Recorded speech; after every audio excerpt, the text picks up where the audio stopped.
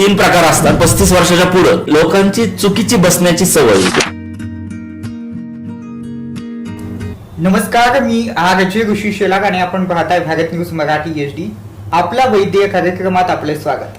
आज आपल्या वैद्य कार्यक्रमात आपल्यासोबत चर्चा करण्यासाठी आणि तुमच्या विविध शंकांचं निरसन करण्यासाठी आपल्यासोबत स्टुडिओमध्ये उपस्थित आहेत डॉक्टर पंकज इंगवले. पंकज इंगवले हे पुण्यातील सुप्रसिद्ध आयुर्वेदाचार्य आहेत. पंकजजी, आपलं आमच्या या कार्यक्रमात विशेष स्वागत. पंकजजींनी खूप वेळ काढून आमच्या स्टुडिओला आज भेट दिलेली आहे. पंकजजी, माझा तुम्हाला पहिलाच प्रश्न असेल की संधिवात म्हणजे नेमकं काय आणि संधिवाताचे प्रकार नेमके कोणकोणते आहेत? संधिवात हा महत्वाचा आजार आहे आयुर्वेदामध्ये. तर संधिवात म्हणजे तीन प्रकार पडतात. मेनली आमवात, वातरक्त आणि संधिवात. तर आमवाताचे पुन्हा तीन प्रकार पडतात: वातज, पित्तज आणि कफज.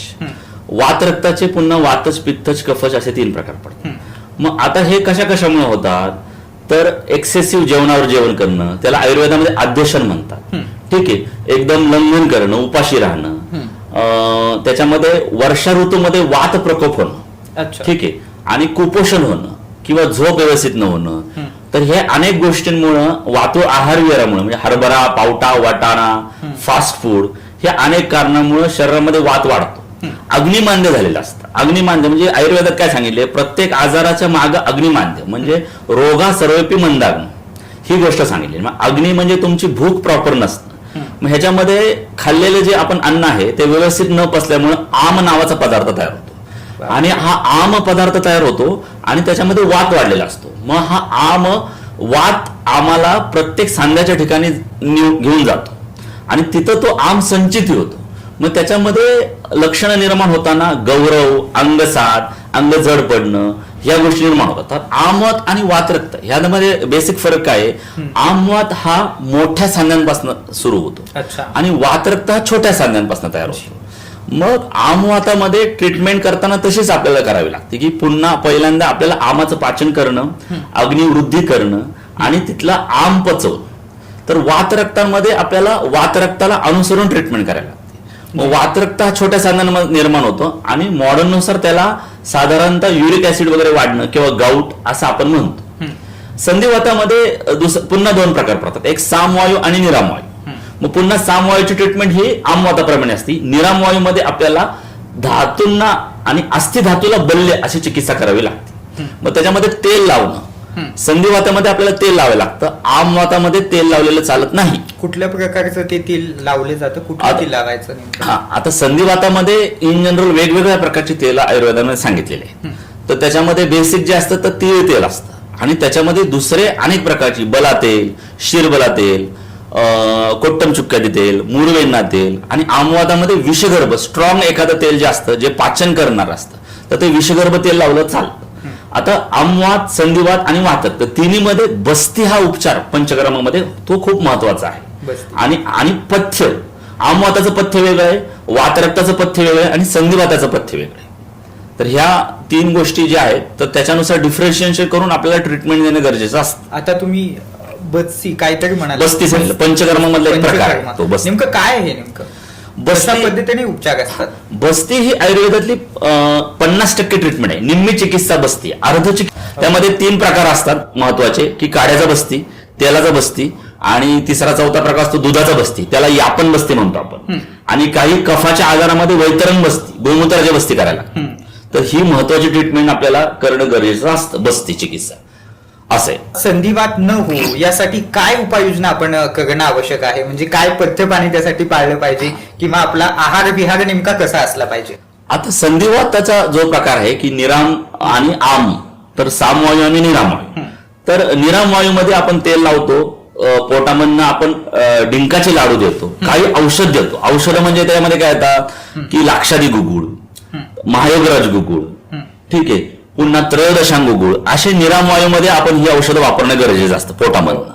आणि पोटामधनं आपल्याला पोषण गृहण द्यायला लागतं, संतर्पण चिकित्सा करावी लागते. मग अंगाला तेल लावणं, शेक देणं आणि पोटामधनं पोषण गृहण करणं. वाताची ट्रीटमेंट काय आहे? ते गृहण करणं. ठीक आहे, निरामवायूमध्ये आपल्याला पाचन करावं लागतं, दीपन पाचन आणि मग ह्याच्यानुसार आमाचं पाचन करायला. पण निरामवायूमध्ये आपल्याला बाकीच्या गोष्टी आपण एक एक ट्रीटमेंट आपण करू शकतो की मेनली खजूर, डाळिंब, डिंकाचे लाडू, मग काळे तीळ, गूळ, ओलं खोबरं हे आपण खायला दिलं की संधिवाताची जी झीज झालेली आहे तर त्या गोष्टी भरून यायला रुग्णांना आपल्याला मदत होते. मग वयानुसार पुन्हा इन जनरल 35 वर्षाच्या पुढं तर पोषण आपल्याला द्यावं लागतं. अंगाला तेल लावणं रोज हे आपल्याला सांगायला लागतं. मग अभ्यंगम आचरित नित्यम, मग अभ्यंगम आचरित नित्यम असं जर केलं की बाबा रोज शरीराला तेल लावलं गेलं तर संधिवात होऊ नये यासाठी आपल्याला कटाक्षाने त्याच्याकडे लक्ष देणं गरजेचं राहतं.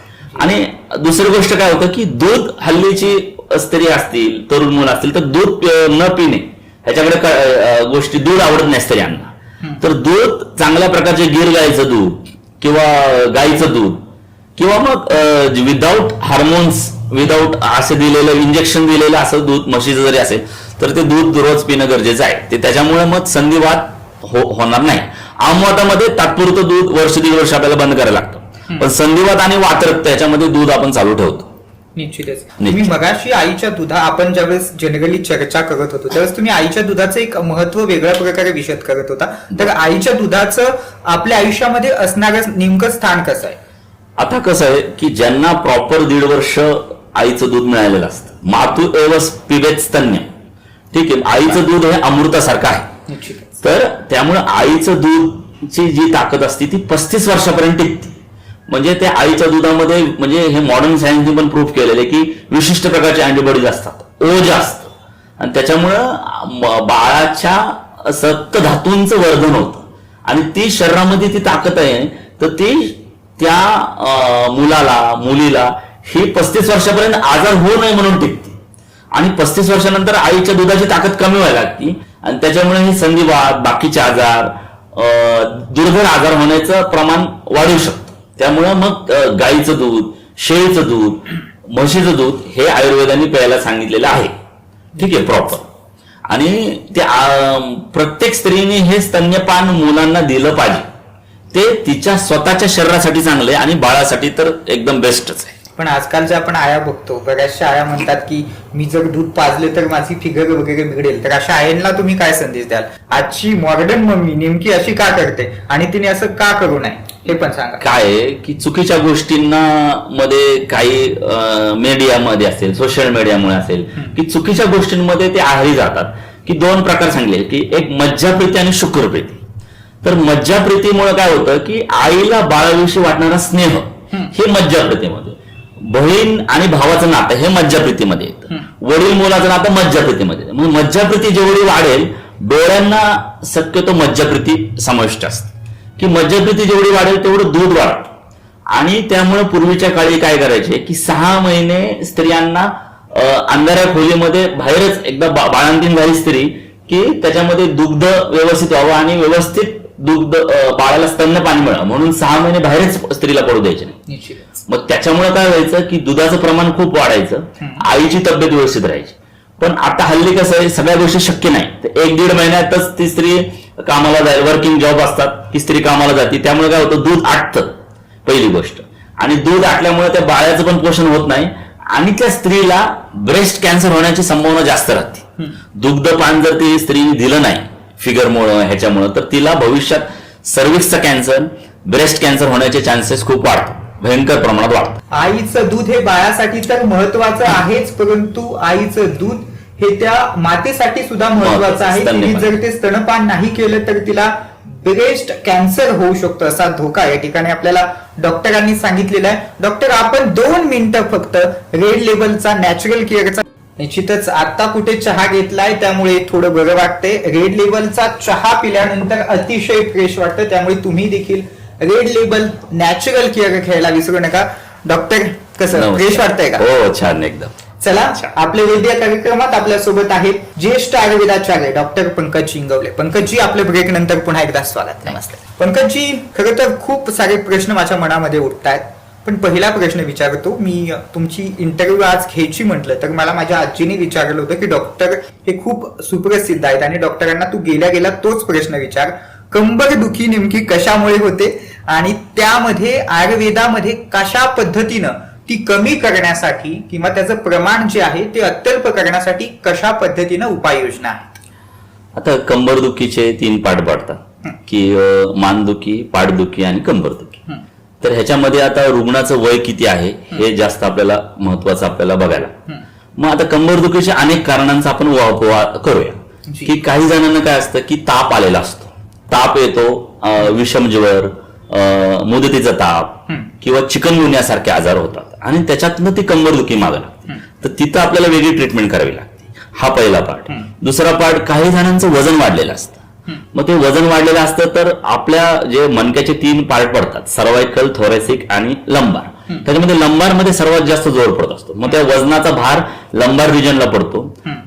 पोट जर वाढलेलं असेल तर त्याचा भार काही वेळेला लंबार रिजनवर पडतो आणि कंबरदुखी सुरू होते. तर त्याच्यामध्ये आपल्याला ते कारण शोधून त्याच्यानुसार आपल्याला ट्रीटमेंट करावी लागते. नंतर तिसरा प्रकार काय होतो की कुपोषण किंवा हे दूध न पिणं, कॅल्शियम कमी पडणं. मग ह्याच्यामध्ये काय होतं की अन्न व्यवस्थित पचत नाही आणि कॅल्शियम, व्हिटॅमिन D3 ह्याचं शरीरामध्ये कुपोषण व्हायला लागतं, त्याच्या डेफिशियन्सी निर्माण होते आणि त्याच्यातनं मग ते कार्टिलेज असतील किंवा आतले लंबा स्पाईन असतील तर ह्याच्यामध्ये त्या गोष्टी खराब व्हायला लागतात. चौथा प्रकार काय होतो की पोश्चर, की लोकांची चुकीची बसण्याची सवय, चुकीची झोपण्याची सवय, पोश्चर व्यवस्थित नसतं. ह्याच्यामध्ये जर चुकीच्या प्रकारे झोपलं गेलं, चुकीच्या प्रकारे बसलं गेलं की स्पायनल कॉर्डचा जो नॅचरल शेप असतो तो एस शेप असतो. तर तो पोश्चर आपल्याला सांभाळणं गरजेचं असतं. मग ह्याच्यामध्ये आपल्याला त्या पोश्चरसाठी काही व्यायामाचे प्रकार करायला सांगायला लागतात. मग ज्याच्यामुळे पोश्चर आहे तर त्याला बॅकवर्ड बेंडिंगचे व्यायाम आपण सांगतो, काही वेळेला योगासन सांगतो. ठीक आहे. नंतर काही ठिकाणी स्पॉन्डिलायटिक चेंजेस असतात काही ठिकाणी. मग स्पॉन्डिलायटिक चेंजेस मध्ये झीज झालेली असते. काही वेळेला त्या आतलं जी गादी असते ती सरकलेली असते, काही वेळेला जर्क बसतो. केक मारताना किंवा कुठलं तरी एखादं वजन उचलताना किंवा काही एखादी ऍक्टिव्हिटी करताना एखादा जर्क बसतो आणि त्या जर्क मध्ये ती डिस्क फाटून बाहेर येते, त्याला बल्जिंग म्हणतात. मग त्याच्यामध्ये काय वेळेला आपल्याला एक्सरे, MRI हे करणे गरजेचं असतं. मग एक्सरे, MRI करून मग आपल्याला ते ठरवावं लागतं की कंबरदुखी कशामुळे आहे, कुठल्या त्या वर्टिब्रामध्ये आहे आणि कुठलं त्याच्यामध्ये काय गरजेचं आहे. मग काही 90% गोष्टी ज्या आहेत ना त्या आपण आयुर्वेदाने सॉल्व्ह करू शकतो. की पण आपल्याला कारणांचा शोध घेणं गरजेचं राहतं. आता पुढची कंबरदुखी काही जणांना संधिवात असतो, काही जणांना आमवात असतं, काही जणांना वातरक्त असतो.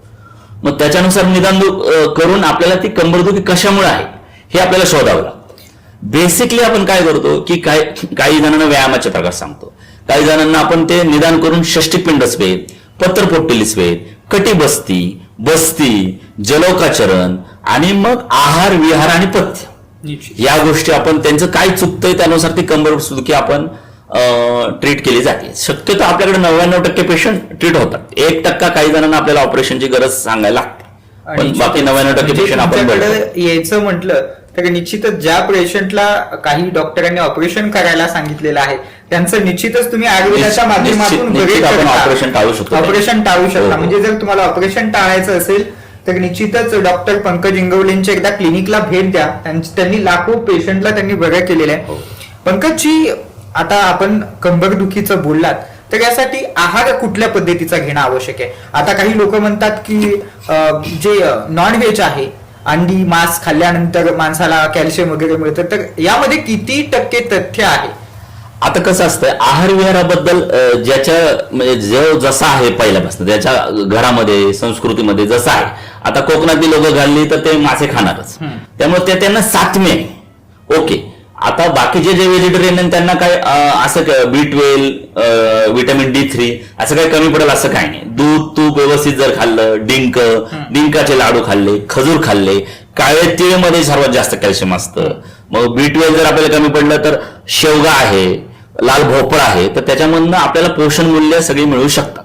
पण आयुर्वेद हा पोषण मूल्यांपेक्षा अग्नीवरती जास्त काम करतो. अग्नीवरती काम केल्यानंतर अग्नी जर व्यवस्थित असेल तर शरीरामध्ये प्रोटीनचं रूपांतर फॅटमध्ये होतं, फॅटचं रूपांतर कार्बोहायड्रेटमध्ये होतं, त्याच्यातनं व्हिटॅमिन्स तयार होऊ शकतात. त्यामुळे आयुर्वेद काय सांगतो, षडरसात्मक आहार सांगतो. आयुर्वेद हा व्हिटॅमिन्स आणि प्रोटीनच्या भाषेमध्ये बोलत नाही. षडरसात्मक आहार म्हणजे काय की कटू, तिक्त, कषाय आणि मधुर, आम्ल, लवण. म्हणजे गोड खावा, तिखट खावा, खारट खावा, आंबट खावा, कडू खावा. 6 प्रकारचे रस तुम्हाला जेवणामधनं गेले पाहिजे. मग जेवण कसं करायचं हे आयुर्वेद सांगतो की तुम्हाला कंबरदुखी गुडघेदुखी होऊ नये म्हणून काय जेवणाचं टायमिंग तुम्ही फिक्स ठेवा. 2 जेवणामध्ये 6 तासाचं अंतर ठेवा. झोप तुम्ही प्रॉपर घ्या, पोश्चर मध्ये घ्या. गरजेपुरता व्यायाम करा. अति व्यायाम पण करू नका आणि अव्यायाम पण करू नका. अति व्यायाम केला तरी सुद्धा पोश्चर हे होणारे, वात वाढणार आहे. आणि अव्यायामामुळे सुद्धा काय होणार आहे, त्या जो मनका आहे, तो गुडघे आहे, ते सांधे आहेत, त्यांना रक्तपुरवठा प्रॉपर होणार नाही. तर इन जनरल गुडघेदुखी, कंबरदुखी, संधिवात होणे म्हणून आपण सूक्ष्म व्यायाम करायला सांगतो. मग सूक्ष्म व्यायाम हा काय प्रकार आहे की सांध्यांच्या ठिकाणी जो आहे तो सूक्ष्म व्यायाम, श्वासावरती व्यायाम करायला सांगतो. म्हणजे कुठल्याही स्पोर्ट्सच्या अगोदर जो वॉर्मअप एक्सरसाइज असतो तर त्या प्रकारचा सूक्ष्म व्यायाम आपण करायला सांगतो. नंतर आपण काय सांगतो की व्यायामाचे 2 प्रकार आहेत, कोष्ठ व्यायाम आणि शाखा व्यायाम. तर कोष्ठ व्यायाम केलं की काय होतं की तुमचं आयुष्य वाढतं, इम्युनिटी वाढतं. शाखा व्यायाम जर जास्त झाला तर श्वासाची गती वाढते. आणि भगवंताने दिलेलं आपल्याला आयुष्य जे आहे तर ते आपल्याला श्वासामध्ये दिलेले. श्वासांची गती वाढली की आपलं आयुष्यमान कमी होतं, लाईफ स्पॅन कमी होतं. म्हणून आयुर्वेद काय सांगतो की कोष्ठ व्यायाम करा. मग कोष्ठ व्यायाम योगा करा. योगामध्ये सूर्यनमस्कार आणि योगा, प्राणायाम करा. मग या प्राणायाम केल्यामुळे काय होतं, व्यायाम पण होतो, सूक्ष्म व्यायाम पण होतो आणि शरीरातले दोष जे आहेत ते कोठ्याकडे जायला लागतात. आणि कोठ्याकडे आले की ते मग लघवी वाटे, टॉयलेट वाटे, उलटी वाटे आपल्याला बाहेर पडतात आणि त्याच्यामुळे आपलं आयुष्यमान वाढतं. निश्चितच डॉक्टर, आता तुम्ही व्यायामाचं महत्व विषद केलं. काही आजकालची तरुण मुलं जिम मध्ये जातात आणि वेगवेगळे कसल्या पावडर खातात, बॉडी बनवतात, परंतु हे आरोग्यासाठी खरंच घातक आहे का? कारण आता WHO एक सर्वे पुढे आलेला आहे आणि त्या सर्वेनुसार दर महिन्याला 321 लोकांचा जिम केल्यानं मृत्यू होतो, हृदयविकाराच्या झटक्यानं मृत्यू होतो. तर हे लोकांनी कशा पद्धतीने टाळलं पाहिजे? आणि WHOचं असं म्हणणं आहे की आपण सर्वांग सुंदर व्यायाम केला पाहिजे. तर तुम्ही या मताशी सहमत आहात का? आणि आजच्या लोकांना, आजच्या यंग जनरेशनला तुम्ही काय संदेश द्याल? ऋषी सर, तुम्ही एकदम महत्वाचा विषयाबद्दल बोलला आणि हे मला सांगायचंच होतं, कारण काही हा ज्वलंत विषय आहे की लोकांना कसं 6 पॅक 3 पॅक्स आणि सलमान खान सारखी बॉडी, ह्याच्यासारखी बॉडी तर खूप आकर्षले जातात. आणि मग ह्याच्यामध्ये काय होतं की लोक काय करतात, तरुण मुलं असतील, हे असतील तर एक्सेसिव्ह प्रोटीन्स खातात. मग प्रोटीन्स मध्ये काही वेळेला स्टिरॉइड मिक्स असतात, काही वेळेला काही गोष्टी चुकीच्या असतात, ठीक आहे, आणि अतिव्यायाम केला जातो. तर आयुर्वेदात बेसिकली पहिलं आयुर्वेदात व्यायामाचं काय महत्व सांगितले की अर्धशक्त व्यायाम करा. व्यायाम करू नका असं नाही सांगितले की अर्धशक्त व्यायाम. म्हणजे एखादा माणूस जर 40 डिप्स मारू शकतो, 40 सूर्यनमस्कार करू शकतो, 40 वेळा वजन डंबेल्स उचलू शकतो, तर त्याने 20 वेळाच ते उचला. त्याला जेव्हा दम लागायच्या अगोदरच त्याने ते थांबवावं.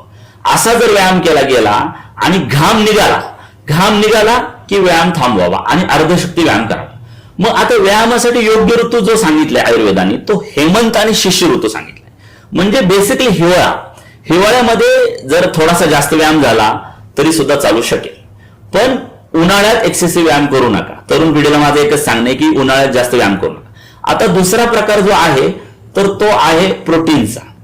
आता प्रोटीन्स शरीरामध्ये घेतल्यानंतर काय होतं इन जनरल, तर प्रोटीन्स घेतल्यामुळं आतड्यांच्या हालचाली वाढतात, ठीक आहे, गॅसेस व्हायला लागतात आणि प्रोटीन्स हे पचायला खूप जड असतं, कॉन्स्टिपेशन होतं, मलास्तंभ निर्माण व्हायला लागतो आणि ह्याच्यामध्ये गॅसेस निर्माण झाल्यानंतर त्याचा ओव्हर प्रेशर यायला लागतं हृदयाला आणि त्याच्यामध्ये अतिव्यायाम केला की मग बीपी वाढून हृदयविकाराचा झटका येतो आणि मृत्यूचाही यामुळे धोका.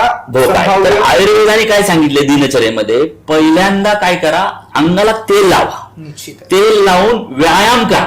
मग व्यायाम केल्यानंतर काय होणार आहे की ते जे पोर्स आहेत, रोमरंध्र आहेत, ती ओपन होणार आहेत आणि ते अंगाला लावलेलं तेल जे आहे ते आतमध्ये जाणार आहे आणि रक्तातली घाण व्यायामानंतर ती बाहेर येणार आहे, टॉक्झिन्स बाहेर येणार आहे.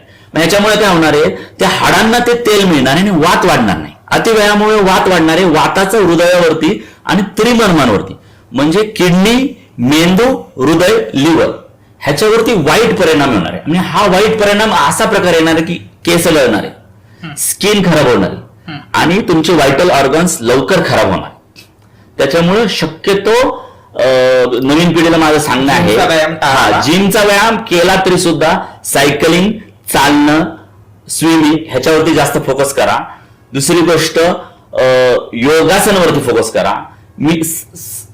जो हा आहे सूर्यनमस्कार, हा नितांत सुंदर व्यायाम दिलेला आहे आपल्याला शास्त्रकारांनी, आपल्या समर्थ रामदास स्वामींनी सांगितलेले की सूर्यनमस्कार करा, की ते स्वतः सूर्यनमस्कार केलेले आहेत. तर त्यांनी गायत्रीची उपासना केलेली आहे, सूर्यनमस्कार केले आणि स्वतः शरीर मेंटेन ठेवलेले. त्यामुळे सूर्यनमस्कार हा श्वासाचा पण व्यायाम आहे, त्याच्यामधनं आध्यात्मिक पण साधना होणार आहे. तो 24 सूर्यनमस्कार दररोज घालायला पाहिजे. पण सुरुवात करताना काय करायचे, 2 पासनं वाढवत जायची आणि 24 पर्यंत पोहोचायची. हा, तर हे सूर्यनमस्कार हा व्यायाम केला तर खूप फायदा नवीन पिढीला होईल. आणि मग त्याच्याबरोबर जेवढा सण होईल तेवढा जिमचा व्यायाम करू नका असं नाही, पण प्रोटीन्स अजिबात खाऊ नका आणि थोडा वेळच जिमचा व्यायाम करा आणि तोही हिवाळ्यात करा. निश्चितच. आणि म्हणजे आता जसं डॉक्टरांनी सांगितलं आणि जसं WHO म्हणतं, WHO ने थेट असं इन्स्ट्रक्शन दिलेलं आहे की तुम्ही जिमचा व्यायाम न करता जो आपला पूर्वीचा तालमीमध्ये जाऊन जो व्यायामाचा प्रकार होता तो व्यायाम तुम्ही करा. म्हणजे सर्वांग सुंदर तुम्ही व्यायाम करा, त्याने निश्चितच तुमचं आयुष्य वाढेल. आणि मुलांना माझी तुम्हाला कळकळीची विनंती असेल, तुम्हाला तुमची बॉडी बनवायची, एखाद्या मुलीला पटवायचंय, या सगळ्यामध्ये तुम्ही तुमचं आयुष्य खराब करू नका. तुम्हाला बॉडी बनवायची आहे ना, तर तुम्ही पहिलवानकीचा तालमीतला व्यायाम करा, जेणेकरून तुमचं आयुष्य वाढेल. असं प्रोटीन्स वगैरे खाऊन, जसं आता WHO ने सांगितलं, प्रोटीन्स वगैरे खाऊन तुम्ही तुमचं आयुष्य कमी करता. आता डॉक्टर पण म्हणाले की त्यामुळे हृदयविकाराचा धोका जास्त संभाव्य होतो. त्यामुळे प्रोटीन्स खाल्ल्यामुळं तरुण मुलांचे केस गळतात. असे केसेस आहेत, युरिक ऍसिड वाढतं, किडनी स्टोन होतो, ठीक आहे. आणि एक्सेसिव्ह नंतर व्यायाम बंद केल्यानंतर एक्सेसिव्ह फॅट वाढतं, एक्सेसिव्ह वजन वाढतं आणि त्याचा किडनीवर भयंकर घातक परिणाम होतो. त्यामुळं प्रोटीन्स खाऊ नका. खाल्ले प्रोटीन्स ते तर आहारातले प्रोटीन खावा, डाळीमध्ये प्रोटीन्स आहेत, फळं खावा, दूध प्या, ठीक आहे. ज्यांना खूपच नॉनव्हेजची सवय आहे त्यांनी मांसाहारच घ्या. आयुर्वेदाने काय सांगितलंय, मांसाहारच घ्या. नॉनव्हेजची सवय असणाऱ्यांनी मांसाहारच घ्या, ते हलका आहे. आणि ज्यांना नॉनव्हेज पचत असेल तर हिवाळ्यात नॉनव्हेज खाल्लं तरी चालू शकेल, ज्यांना त्याची सवय आहे. व्हेजिटेरियन लोकांनी व्हेज खावं, नॉनव्हेज लोकांनी नॉनव्हेज खाल्लं तर हरकत नाही. निश्चितच. आणि डॉक्टरांनी खूप सुंदर असा सल्ला आपल्याला या ठिकाणी दिलेला आहे. एक छोटासा ब्रेक घेतोय, तुम्ही मात्र कुठे जाऊ नका, पाहत राहा भारत न्यूज मराठी HD वरती आपला वैद्य. आज विश्रांतीनंतर तुमच्या सगळ्यांचं पुन्हा एकदा स्वागत आपलं वैद्य या कार्यक्रमात. या कार्यक्रमाचे प्रस्तुत करता रेड लेबल नॅचरल केअर, सोबतच hotel Vitthal Kamat in association with Vaishali caterers and decorators, go powered by योग प्राणविद्या सेंटर, स्वानंद देवदर्शन यात्रा कंपनी, सोबतच दादा पाटील महाविद्यालय कर्जत. आजच आपल्या पाल्याच्या उज्ज्वल भविष्यासाठी प्रवेश निश्चित करा. सर, मला तुम्हाला असं विचारायचंय आता की आता शरद ऋतू चालू आहे, तर यामध्ये तुम्ही आमच्या प्रेक्षकांना काय सजेशन द्याल, आहाराविहाराबद्दल म्हणा किंवा आयुर्वेद काय सांगतं, या ऋतूमध्ये आपण कशा पद्धतीने बिहेव केलं पाहिजे? मी छान प्रश्न विचारला. तर मला प्रेक्षकांना सांगायचंच होतं की आयुर्वेदामध्ये 6 ऋतू सांगितलेले, म्हणजे सर्व आपल्या प्राचीन धर्मशास्त्र किंवा आपल्या याच्यामध्ये. तर त्याच्यामध्ये कुठले कुठले की साधारणतः वसंत नंतर जो आहे ग्रीष्म नंतर काय होतं वर्षा, वर्षानंतर शरद आणि हेमंत शिशिर, असे 6 ऋतू आयुर्वेदाने सांगितलेले. तर ह्याच्यामध्ये आता पावसाळा संपत आला आहे. तर पावसाळा संपत आलाय म्हणजे वर्षा ऋतूमध्ये काय झालं असतं की वर्षा ऋतूमध्ये वाताचा प्रकोप झालेला असतो.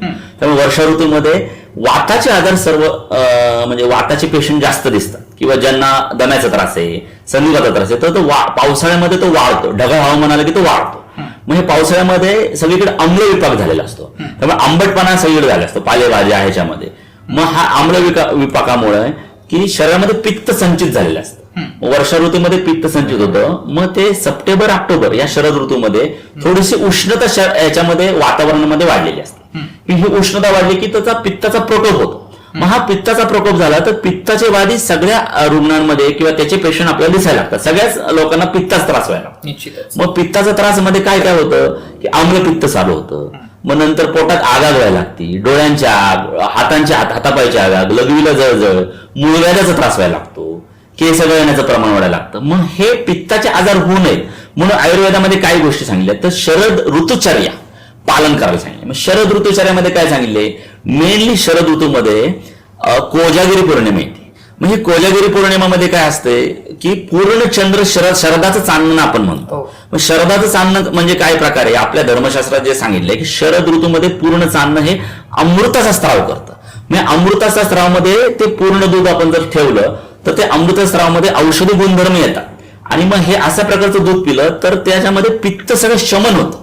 म्हणून हे कोजागिरी पूर्ण फक्त तात्पुरते नाही, रोज याच्यामध्ये दुग्धपान आणि घृतपान करावं, म्हणजे आजारी पडू नये आणि पित्त निघून जावं म्हणून काय सांगितलं आयुर्वेदाने की दूध आणि तूप प्यावं. दुसरं काय सांगितलं की हंसोदक नावाचं एक पाणी असतं, म्हणजे ह्याच्यामध्ये काय अगस्त्य ताऱ्याचा उदय होतो. अगस्त्य ताऱ्याचा उदय झाल्यामुळे काय होतं की जे पाणी साठलेले ते निर्विष व्हायला लागतं. मग हे निर्विष असं पाणी जे आहे तर पाणी व्यवस्थित प्रमाणात तहान जेवढी लागेल तेवढं प्यावं असं शरद ऋतूमध्ये सांगितलं. नंतर एक पंचकर्माचा प्रकार आयुर्वेदाने सांगितलाय, त्याला विरेचन म्हणतात. मग हे पित्ताचे त्रास होऊ नये म्हणून विरेचन असा एक 15 दिवसांचा प्रोग्राम असतो. तर 3 दिवस 5 दिवस घृतपान देतात, 8व्या 9व्या 7व्या 8व्या दिवशी जुलाबाचं औषध देतात आणि नंतर संसर्जन क्रम असतो. मग हे विरेचन केलं की वर्षभर पित्ताचे त्रास होत नाही. मग पावसाळ्यामध्ये बस्ती सांगितले. पंचकर्माचे 5 प्रकार आयुर्वेदाने सांगितले. त्यामध्ये महत्वाचं काय, वमन, विरेचन, बस्ती, नसते, रक्तमोक्षण. तर शरद ऋतूमध्ये ह्याच्यापैकी रक्तमोक्षण आणि विरेचन हे 2 उपक्रम आयुर्वेदाने सांगितले. मग आता आपण काय सांगतो, रक्तमोक्षण म्हणजे काय, रक्तमोक्षण पुन्हा रक्तमोक्षणाचे 4 प्रकार पडतात. शृंग, अलाबू, घटिका आणि जळू. जळू नावाचा एक लीच नावाचा प्रकार असतो, त्याच्यामध्ये ते खराब रक्तच फक्त शोषतो. मग हे सुद्धा शरद ऋतूमध्ये सांगितले. मग इथं आपण आपल्या पेशंटला रुग्णांना काय सल्ला देतो किंवा लेमन लोकांना की शरद ऋतूमध्ये आजारी पडू नये म्हणून तुम्ही विरेचन करा, हंसदक प्या, दूध प्या, चांदण्यामध्ये चंद्राच्या ह्याच्यामध्ये संध्याकाळी चांदण्यामध्ये रात्रीचं फिरा, स्वच्छ हवा शीतळ हवा घ्या आणि गुलकंद, काळे मनुका, अंजीर, डाळिंब असं पित्तनाशक आहार घ्या. तिखट आंबट जास्त खाऊ नका असं आपण त्यांना सल्ला देतो. निश्चितच मला वाटतं डॉक्टर आजची तुमची मुलाखत बघून लोकांना हॉस्पिटलमध्ये जाण्याची कुठलीच गरज भासणार नाही, कारण अशा सगळ्या उपाययोजना तुम्ही त्यांना आहारापासून ते पार झोपण्यापर्यंत सगळं सांगितलेलं आहे. डॉक्टर, तुम्ही मगाशी एक बोलता म्हटला की जर तरुण राहायचं तर माझ्याकडे एक रहस्य आहे, तर ते नेमकं रहस्य काय? आता कसं आहे, तरुण राहायच्यासाठी रहस्य जे आहे ते आयुर्वेदाचे काही नियम सांगितले की ऋतुचर्या पालन करा, दिनचर्या पालन करा. दुसरं गोष्ट काय सांगितलं की अभ्यंगम आचरण नित्यम, रोज अंगाला तेल लावणं गरजेचं. तर तरुण राहण्यासाठी महत्वाचं दिनचर्या पालन करताना तेल. तर आता बेसिकली काही ज्यांना त्रास नाही त्यांनी तिळाचं तेल दररोज अंगाला लावावं. मग ते कधी लावावं, एक तर रात्री झोपताना लावावं किंवा अंघोळीच्या अगोदर अर्धा ते 1 तास लावावं. मग ह्याच्यामुळे काय होईल, अंगाला सगळं तेल लावलं गेलं तर तो माणूस 100 वर्ष विदाऊट आजार जगू शकेल असं आयुर्वेदाने सांगितले. आणि त्याला लवकर म्हातारपण येणार नाही, लवकर त्याच्या चेहऱ्यावर सुरकुत्या होणार नाही, त्याची हाडं खराब होणार नाही, त्याला संधिवात लवकर होणार नाही आणि त्याचे व्हायटल ऑर्गन चांगले राहतील. निश्चितच. म्हणजे प्रेक्षक हो, आता आपण बघितलंच असेल तुमच्या तरुण त्वचेचं रहस्य काय, तर तिळाचं तेल, कुठलाही साबण किंवा कुठलीही क्रीम नाही. डॉक्टरांकडून वाटतं ते तुम्हाला फ्रीमध्ये चांगला सल्ला मिळाला. आणि तेल जर काही लोकांना लाईफस्टाईल मुळे किंवा वेळेअभावी जर पूर्ण अंगाला लावायचं जमलं नाही तर आयुर्वेदाने त्याचा पण एक ऑप्शन दिलेला आहे. तर त्यासाठी काय सांगितलं आयुर्वेदाने, शिर श्रवण पादेशु अभ्यंगम आचरित नित्य, म्हणजे मिनिमम डोकं, कान, हाताचे तळवे आणि पायाचे तळवे ह्यांना तरी रोज रात्री झोपताना तेल लागलं गेलंच पाहिजे.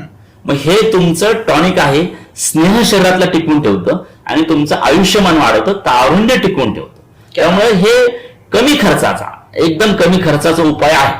म्हणजे पंचकर्म ज्यांना शक्य नाही त्यांनी मिनिमम अंगाला तिळाचं तेल रोज लावलं गेलं पाहिजे. आणि आहारामध्ये तेलाचा विषय निघाला तर आपण कसं आहे त्याच्याबद्दल पण मी थोडं बोलतो. कारण हल्लीचे लोक काय होतं, सोयाबीन तेल, ऑलिव्ह ऑइल, दुसरी गोष्ट काय सूर्यफूल, तर हे कोलेस्ट्रॉलच्या भीतीमुळे हे खातात भरपूर, करडईचं ऑइल. पण काय आयुर्वेद काय सांगतो की ज्या गोष्टी जिथं पिकतात त्या घ्याव्या. महाराष्ट्रामध्ये शेंगदाणा पिकतो, तर सर्वांसाठी शेंगदाणा तेल हे कच्च्या घाणीचं खूप उत्तम आहे. त्याच्यामुळं हार्मोनल इम्बॅलन्स होणार नाही, केस गळणार नाही, स्त्रियांना पाळीचे विकार होणार नाही. तर हे गरजेचं आहे. वरच्या साईडला उत्तरेकडं मोहरीचं तेल वापरतात, ते त्यांना सातमे, तर ते मोहरीचं तेल सातमे. खाली केरळ साऊथ साईडला खोबरेल तेल वापरलं जातं, तर ते खोबरेल तेल ते त्यांना सातमे. तर हे खोबरेल तेल, मोहरीचं तेल, तीळ तेल हे मिक्स करून शेंगदाणा तेल असं जर ह्याच्यानुसार वापरलं तर ते सर्वांसाठी खूप उपयोगी. मग इन जनरल काय सांगतो आपण की हिवाळ्यामध्ये तिळाचं तेलाचं प्रमाण थोडं वाढवा आणि उन्हाळ्यामध्ये थोडंसं खोबरेल तेल वाढवा. आणि ज्यांना तेल वापरायचं नाही त्यांनी गाईचं शुद्ध तूप वापरा. पण बाकीच्या गोष्टी जे सूर्यफूल आणि ह्या गोष्टीमध्ये पडू नये, की कारण काय त्यांनी काय होणार, हाडांची झीज होणार आणि हार्मोनल इम्बॅलन्स होणार आहे, केस गळणार आहे, सुरकुत्या लवकर येणार. हे माझं स्पष्ट म्हणणं आहे. डॉक्टरांनी आताच आपल्याला खूप सुंदर असं मार्गदर्शन केलेलं आहे. डॉक्टर, खरंच तुम्ही केरळ पासून, महाराष्ट्रापासून जे तुम्ही सुरू केलं इडली डोसा, म्हणजे पुरणपोळी पासून जे सुरू केलं ते थेट इडली डोशापर्यंत तुम्ही नेऊन पोहोचवलं, ते कन्याकुमारी पर्यंत तुम्ही पोहोचलात. सगळ्या विहाराच्या तुम्ही सगळ्या पद्धती सांगितल्यात. डॉक्टर, आपल्या आयुष्यामध्ये पाण्याचं काय स्थान आहे नेमकं? पाणी कशासाठी आणि किती प्रमाणात आवश्यक आहे? कारण आयुर्वेदामध्ये पाण्याला खूप महत्व आहे. हो, खूप महत्वाचा विषय आहे की लोकांना ह्याच्यामध्ये खूप गैरसमज असतात की लोकांना काय वाटतं की पाणी भरपूर प्या.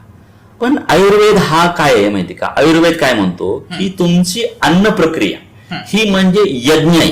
की तुम्ही जेवताना काय सांगितलं, आयुर्वेद एक पवित्र अंतकरणाने तुम्हाला जेवायला सांगतो. मग जेवताना काय सांगितलं की तुम्ही पहिले टीव्ही आणि मोबाईल बंद करा. जेवताना कॉन्सन्ट्रेट करा की तुम्ही कुठलं स्तोत्र म्हणताय, यज्ञ करताय की तुम्ही अभ्यास करताय.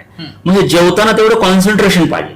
आणि त्याच्यामध्ये यज्ञामध्ये जसे आहुती टाकले जातात तसं पाणी प्या किंवा अन्न ग्रहण करा. अशा प्रकारचं जर अन्न अष्ट आहार विधी विशेष आहेत असे नियम सांगितले जेवताना. स्निग्धम अश्नियात, स्निग्ध खावं. उष्णम अश्नियात की उष्ण खावं, स्निग्ध खावं, हळूहळू जेवावं. मग या सगळ्याच्या विरोधात आजची पिढी चालली की फास्ट फूड, उभं राहून वडापाव खाणं, ठीक आहे, उभं राहून वडापाव खाणं, उभं राहून पाणी पिणं. तर ह्या सगळ्या चुकीच्या गोष्टी आहेत आणि हेच आपल्या आजाराचं मूळ कारण आहे. तुम्ही लाखो रुपये घालून हॉस्पिटलला ह्याला उपयोग नाही. तुम्ही पहिलं तुमचं काय चुकतंय हे बघा. दुसरं, आता पाण्याच्या बाबतीत काय सांगितलं आयुर्वेदांनी की अजीर्णे भेषजम वारी, जीर्णे वारी बलप्रदम, भोजनमच अमृते वारी, भोजनांते विषप्रदम. अजीर्णामध्ये पाणी जे आहे ते औषधासारखं काम करतं. गरम पाणी प्यायला सांगितलं. अजीर्ण झाला असेल, ज्याचं पोट गच्च आहे, त्याला पचत नाहीये, तर त्याच्यासाठी गॅसेस होतात, त्याला काय आहे की गरम पाणी प्या.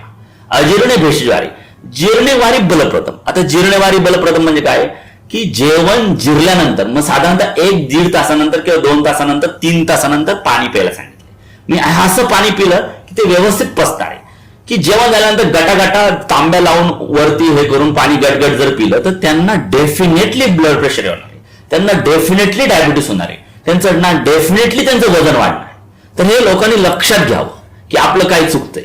आणि आपली सिस्टीम म्हणजे काही ड्रेनेज लाईन आहे का, इकडनं पाणी टाकलं आणि तिकडनं पोट साफ झालं, तर दिस इज नॉट गुड. की ते पाणी शरीराला पचवायला लागतं.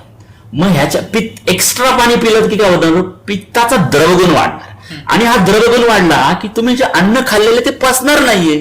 बेसिक गोष्ट आहे की मिक्सर आहे, मिक्सरमध्ये आपल्याला कोथिंबीर बारीक करायची, तर एक्स्ट्रा पाणी झालं तरी ते गिरगिर होणं, ती बारीक होणार नाही. कमी पाणी झालं अडकणार मिक्सर. मग ह्याला प्रमाणातच पाणी गेलं तर त्याचा व्यवस्थित गरगट्टा होणार आहे.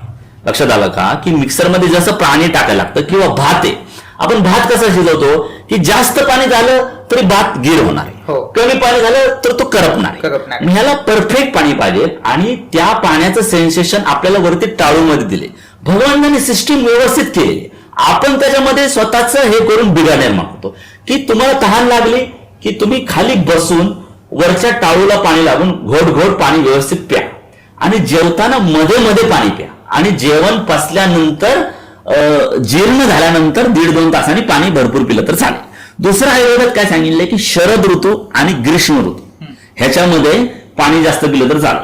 आता ह्याच्यामध्ये आपल्याला अजून काय की ग्लोबल वॉर्मिंग हे आपल्याला ध्यानात धरायला लागतं. की पूर्वीच्या काळी एवढं टेम्परेचर वाढत नव्हतं, 40-45 डिग्री. मग आता काही वेळेला टेम्परेचर वाढतं. मग तेव्हा टेम्परेचर खूप जेव्हा उन्हाळ्यात वाढलेलं असेल तेव्हा एक्स्ट्रा पाणी पिलं तर चालू शकेल, कारण ग्लोबल वॉर्मिंग आहे, आपल्याला काळानुसार बदलायला लागतं. पण बाकीच्या वेळेला तुम्हाला जेवढी तहान लागली असेल तेवढेच पाणी प्या. कृपया करून गटा कुणी सांगितलं चुकीचं की पाणी पिऊ नका, त्या पाण्याचे तुम्हाला आजार निर्माण होणार आहे, निश्चित त्या पाण्याचं तुमचं वजन वाढणार आहे. डॉक्टर, या संदर्भात मला तुम्हाला एक प्रश्न विचारायचा, हा शेवटचाच प्रश्न असेल कारण आपल्या कार्यक्रमाची वेळ आता संपत आलेली आहे. खूप महत्वाचा प्रश्न आहे, माझ्यासारख्या लाखो लोकांना हा प्रश्न पडलेला असेल जे प्रेक्षक आपल्याला बघतात.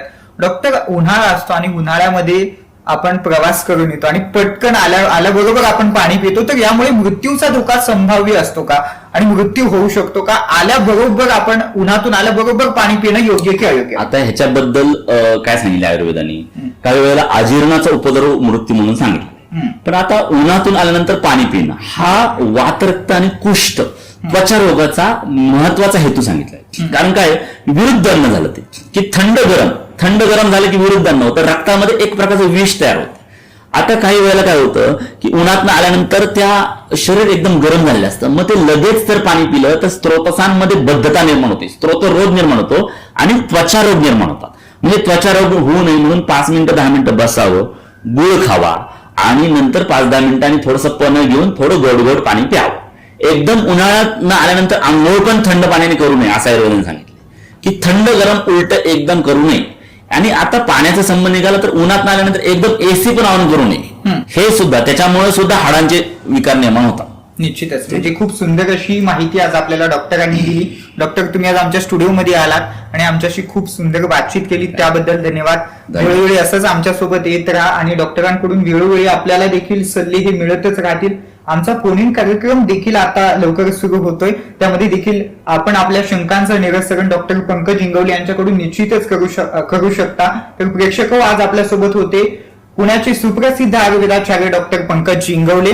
पंकजजी, आपले मनापासून धन्यवाद. याच बरोबर या कार्यक्रमात आपण इथेच थांबतोय. पुन्हा एकदा जाता जाता या कार्यक्रमाची प्रस्तुत करता सांगतो, या कार्यक्रमाची प्रस्तुत करता रेड लेबल नॅचरल केअर, सोबतच hotel Vitthal Kamat in association with Vaishali caterers and decorators, go powered by योग प्राण विद्या सेंटर, स्वानंद देवदर्शन यात्रा कंपनी आणि दादा पाटील महाविद्यालय कर्जत. या कार्यक्रमात इथेच थांबतोय. पुन्हा भेटूया पुढच्या भागात. तोपर्यंत पाहत राहा ताज्या आणि महत्वपूर्ण बातम्यांच्या अपडेटसाठी भारत न्यूज मराठी HD. रहा सर्वात आधी सर्वात पुढे. नव्या कोऱ्या महाराष्ट्राचं नवं कोरं टीव्ही चॅनल.